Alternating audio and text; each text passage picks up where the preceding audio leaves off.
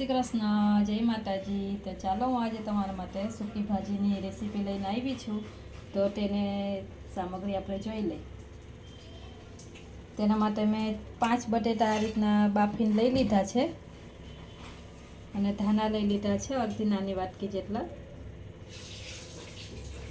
હળદર પાવડર લઈ લીધું છે, સિંધા મીઠું લઈ લીધું છે, લીમડો લઈ લીધો છે, મીઠો લીમડો અને મરચી લઈ લીધી છે, જીરું લઈ લીધું છે આખું, કાળા મરીનો પાવડર લઈ લીધો છે અને અડધું લીંબુનું ફાડું લઈ લીધું। તો ચાલો તેને બનાવવાનું શરૂ કરીએ। તો તેના માટે આપણે એક કઢાઈમાં તેલ લઈ લીધું છે, ગરમ થવા મૂકી દીધું છે। મેં 3 ચમચી જેટલું તેલ લઈ લીધું છે। તો ચાલો એ ગરમ થાય એટલે આપણે જીરું લઈ લેશું। તેમાં આપણું તેલ ગરમ થઈ ગયું છે તો 1 ચમચી આપણે જીરું લઈ લીધું છે આખું, એ લઈ લેશું। જીરું તતરે એટલે લીમડો લઈ લેશું આપણે, મરચાં લઈ લેશું।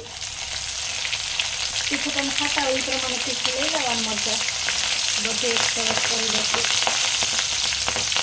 ગેસ ધીરો રાખવાનો આ ટાઈમે આપણે, જેથી કરીને આપણે બધે મરચાં બળે ને આ રીતના મરચાં થઈ જાય એટલે આપણે એમાં મસાલા કરી દઈશું। હળદર 1 ચમચી લઈ લીધી છે, મીઠું લઈ લીધું છે, સ્વાદ પ્રમાણે મીઠું લઈ લેવાનું છે, સિંધા નમક જ છે અને તીખા લઈ લીધા છે, કાળા મરી બધું આપણે મિક્સ કરી દઈશું। હવે જે આપણે બટેટાના આ રીતના ટુકડા કરીને મેં રાખ્યા છે એ લઈ લઈશું। આ સૂકી ભાજી બનાવવામાં બહુ વાર નથી લાગતી, બસ આપણે બટેટા બાફેલા હોય એટલે 10 જ મિનિટમાં થઈ જાય છે, એકદમ ફટાફટથી થઈ જાય છે। તમે જો આ ફરાળમાં અગિયારસમાં બનાવી શકો છો। તમે જો હળદર ના ખાતા હોય તો તમે હળદરને સ્કીપ કરી શકો છો। આ રીતના એકદમ સરસ થાય છે। આ બધું મિક્સ કરી દઈશું આપણે, એકદમ ફટાફટથી બની જાય છે આ સૂકી ભાજી। આ સૂકી ભાજી દહીં સાથે બહુ સરસ લાગે છે।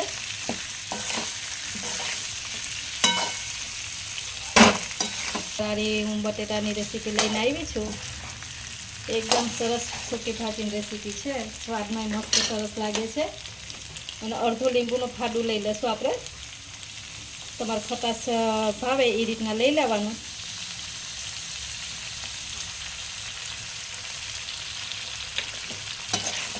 આમાં તમે ખાંડે ઉમેરી શકો છો, તમે જો મીઠું પસંદ કરતા હોય તો તમે ખાંડે નાખી શકો છો। મેં અહીંયા નથી નાખી ખાંડ, અમારા ઘરમાં બહુ મીઠું નથી ખવાતું એટલે મેં નથી નાખી, આ રીતના જ ખવાય છે। તો આ તમે સૂકી ભાજી તમે ફરાળમાં અગિયારસમાં બનાવી શકો છો, શિવરાત્રિમાં બનાવી શકો છો, કોઈ પણ તમે વ્રત રહ્યો એમાં બનાવી શકો છો। આપણી સૂકી ભાજી થઈ ગઈ છે, આપણે ગેસ બંધ કરી દઈશું। જો એકદમ ઝટપટ બની જાય છે આ સૂકી ભાજી આપણી। હવે ઉપરથી આપણે ધાણા લઈ લઈશું થોડાક એવા, મિક્સ કરી દઈશું આપણે। તો તમે જોઈ શકો છો કેટલો સરસ રંગ કલર આવ્યો છે।